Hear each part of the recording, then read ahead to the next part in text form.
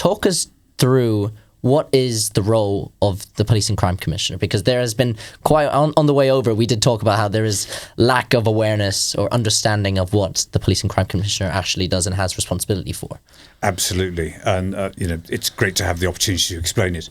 I think the first thing I would say is that there has always been political oversight of policing in this country. Mm-hmm. If you go all the way back to when Sir Robert Peel created the Metropolitan Police in 1829, when the first Norfolk police forces were being created in 1839, they were subject to scrutiny by what were known as borough watch committees. Police forces were formed on borough bases, now district council bases, and those councils had to produce councillors as a committee to keep an eye on what the police were doing, to ensure, applying Sir Robert Peel's principle of policing by public consent, that the police were delivering what the public they served wanted. Mm-hmm. Rattling on quickly, 1964, the Labour government of the day, run by Harold Wilson, decided, as police forces by then were largely county-based, that that scrutiny should be done by local police authorities at county level. Mm-hmm. They were large committees, 18, 19 strong, 9 of them elected councillors, the rest appointed directly, even the elected councillors appointed to the committee. David Cameron came along in 2010 and said they were too big, too ineffective, too anonymous, and not accountable enough to the public. He wanted a single person, easily identifiable, hopefully more effective, but above all, more accountable to the public. So I stand for election. I go to the polls on the 2nd of May. If the public don't like what I'm doing, they can vote me out and get somebody else in to do the job. And so the first part of your question is there's always been political oversight. Mm-hmm. In terms of what I do, the powers that are invested in me are actually quite significant. And again, they're not that understood. I'm not a police officer. Some people confuse titles because of the Commissioner of the Metropolitan Police being the Chief Constable. Mm-hmm. The Police and Crime Commissioner for the Metropolitan Police area is the Mayor of London, Sadiq Khan. So I'm, if you like, the equivalent of Sadiq Khan. The Chief Constable in Norfolk is a guy called Paul Sanford. So I'm an elected politician. I represent that public interest in policing. And I do that by, first of all, by appointing and, if necessary, sacking the Chief Constable. I hope we won't get to the latter. I set his strategic priorities on behalf of the public. I hold the constabulary's budget. Above all, on behalf of the public, I scrutinise the Chief Constable, hold the Chief Constable to account for the service that's being delivered. And then there's a couple of wider pieces as well. The and crime part of my title is all those other issues that the police don't deal with. And if I describe it as police attending incidents being like someone dealing with a symptom of a problem, my office will look at some of the deeper societal problems, some of the deeper societal diseases. So domestic abuse, for example, which sadly accounts for around 20% of all crime in Norfolk. Police will turn up on the doorstep when there's an incident going on, but they can't tackle that underlying societal issue. That's where my office fits in and tries to address some of the deeper bits by bringing together partnerships to tackle them. And then the final bit is I run the local criminal justice board. So I bring together all the criminal justice partnerships, partners, and try and make sure that victims get the justice that they want and perpetrators are subject to the justice they should be. Okay.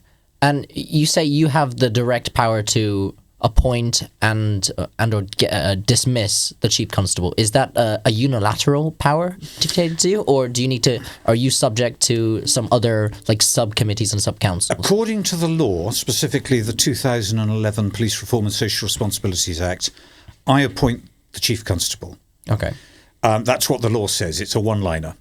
In practice, I don't sort of walk out onto the high street, grab someone I like, and say, "You're now the Chief Constable. Crack on." We advertise the job, candidates apply for the job, I chair the interview panel, and I do it in accordance with the process laid down by the College of Policing. Because, of course, here am I as a Johnny-come-lately politician trying to select someone who's got 20, 25 years of policing to run a complete police force. And I go back to what I just said about not being a police officer myself. I don't run the constabulary. Mm-hmm. There is a beast called operational independence. I cannot tell the Chief Constable to go over there and do that. I'm not allowed to in law. His operational independence is sacrosanct. So I need to select someone who is going to work with me to deliver against my priorities what the public of Norfolk want. But actually his first priority is to uphold the King's peace, to keep law and order in the county. Now, the difference there, the example I'll use is knife crime. Knife crime is something that I'm not complacent about, but at the moment we don't have too much of a problem within Norfolk as compared with some of the inner London boroughs, for example, some of the big metropolitan boroughs. But I've been prodded in the chest by senior politicians at meetings in London and said, Giles, what are you doing about knife crime in Norfolk? And I said, well, do you know what? We have a much greater problem with road safety. Last 2 years, we've lost one person a year due to knife-based homicide. We've lost 40 last year, I think it was 36 the year before, in road fatalities. Wow. Okay. So from the public of Norfolk's perspective, where I place a lot of my emphasis is on road safety. But I go back to my point. I'm not going to be complacent about knife crime. We had the tragedy of Joe Dix last year. That case came to court end of last year. I've got my timelines wrong there, but because it takes some time to get these things to court. But we've now got the convictions. But there is a growing feeling that knives are becoming an issue. And so, part of that is monitoring it. But the chief does all that. Chief constable does all that. Now, if your job is to make sure that the chief constable is fulfilling his role in keeping the King's peace. When the Office of National Statistics produces crime figures, which they do once a quarter, I will sit down initially with a cup of coffee and say to the chief, statistics look good, bad, or indifferent. Why is that particular crime type an outlier? What are we doing? What should we be doing about that? And then gradually I have to bring that into the public domain, and there's a system for doing this, a process. We work our way up. And then in turn, I get held to account.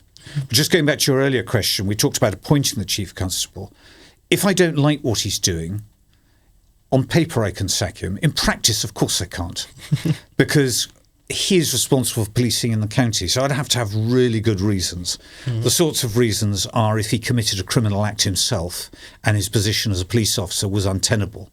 And that will be no different to any other police officer. I then have the right to suspend him, first of all, and ask for his removal.